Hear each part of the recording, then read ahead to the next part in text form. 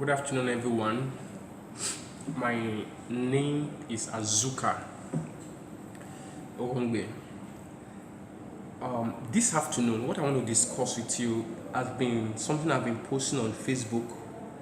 I've been going around secondary school for some time now, talking to young children and parents and teachers about the issue or the challenge pornography tend to pose in our day-to-day life. The fact is this: I have been a victim of that circumstance. For over 15 years, ladies and gentlemen, I was trapped in this thing.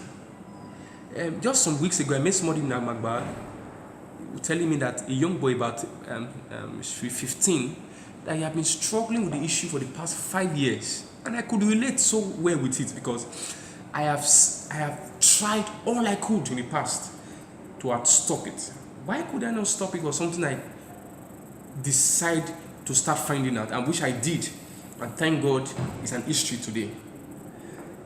The fact is this: if we don't talk or speak out now, the next generation may find it too difficult to handle. The level of sexual promiscuity that we're experiencing in society today may just be the beginning of what may happen in years to come. I mean, very few years to come. That is why I've taken it as a burden on myself to go to secondary school, from secondary school to secondary school, primary school, to talk to young children and kids about this. I have not given birth, for instance, but I know that if we don't talk, these same children who will be exposed to this will become our teachers, will become our lawyers, will become our accountants, will become our doctors, will become our lecturers, will become, name it, will be in all sector of the economy. And this same generation will be the people who will bring up my children up, as it were. So we have to start saying things. This is not a religious movement, neither is it a philanthropic movement. It's just a passion for the upcoming generation to salvage the process. I won't do this for a long time. It's just that it is, I think for now, it is God's intention for us to begin to talk to these kids now.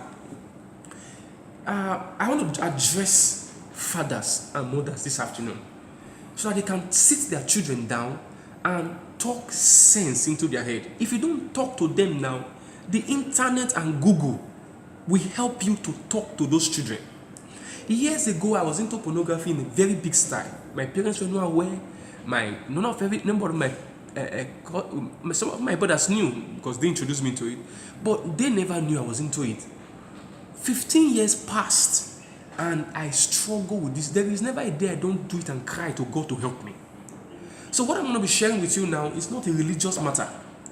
It's not even a societal failure issue. We know the society, wherever. It's not a Western culture matter. I want to just tell you something this afternoon on how you can actually help your children, how you can help your kids, how you can help those kids in your school and your church, in your mosque, to avoid these dangers. If you don't do something right now, we may have a culture that is porn-filled. Secondary school, I've gone to secondary school, for instance, many public secondary school, children even watch pornography in their classroom when their teachers are teaching. I was in a school the other day, a principal was telling me a GSS2 girl being pregnant. And these things as a result of what they see on a daily basis from their phones, from their television sets. You can't imagine what is happening in our world. Everywhere, the music videos, everything are all pornography. Pornography, as it were, is defined as film prostitution. So any child that watch pornography is actually a prostitute, but it's his own kind of prostitution. It's a film prostitute. So I want to show you 3 consequences because of the time I have this afternoon. 3 consequences of what pornography is doing and has the capacity to do to the minds of young kids. Number 1, pornography is a killer. It kills faster than any disease you can mention. Mention cancer, mention tuberculosis, mention whatever disease you can name. Because of why? Because it kills a person's spiritual life. Once your spiritual life is dead, and that's what Satan always wants to do to young kids. Once your spiritual life is gone, your life entirely is gone. And that's what pornography is doing to young kids. It's killing them spiritually. And how is it doing this? Anything that separates you from God has the capacity to kill you. And I was explaining this to some young children the other day. I said, if you remove a fish from water, that fish will not survive 1 hour, it dies. That is how it is for us as human beings. Anything that separates us from God, that separates us from normal intimacy with people, has the capacity to kill us. And that is not a natural thing. It's not a natural thing. So that's why I am advocating for this, so that we will know exactly how to now start tackling it. Number 2 thing pornography does to young children is that it poisons your mind. Whatever comes through your eyes has the capacity to write your mind. It's called brain drain. Pornography drains the capacity of your mind and sap it and makes you think things you're not supposed to be thinking, makes you do things you're not supposed to be doing. And whatever has the capacity to do that to a child has destroyed the dream and the destiny of that child. It reminds me of years ago when I started doing this stuff. I literally was kidnapped by this power of pornography. And I don't know which kids are involved in it today that need to come out. You are listening to me right now. You need to come out of that thing now. And I'm telling you, you need to stop it. You need to stop it because it is doing so much to your mind. You may not see the effect now at your young age, but if you don't stop it now, literally, if you don't tell your kid to stop it now, talk to them to stop it now, you may be surprised what that thing will do to them. Pornography is the source of violence, is the source of rape, is the source of cultism, is the source of name all manner of vices that we have in society, is the key source. Ladies and gentlemen, it drains your mind.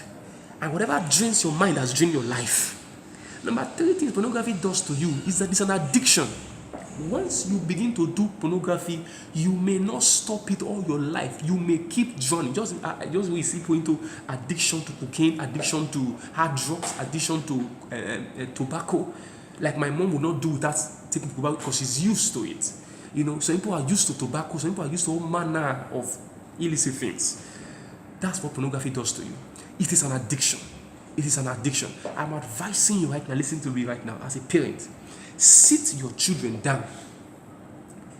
Don't be scared to talk about this thing. Talk to them about the dangers.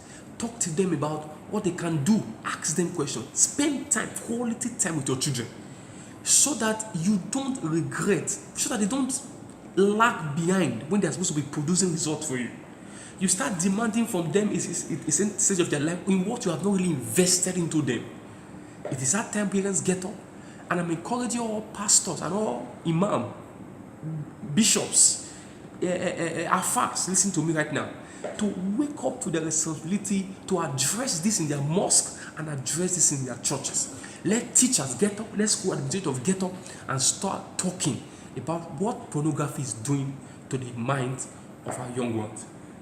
I want to specially ask you, you can invite us to your school or invite us to your church or your mosque to talk to these young kids about what we can start doing to salvage the next generation. I love you so much, and I want to make sure you don't make the mistake we have done. Thank you so much. God bless you.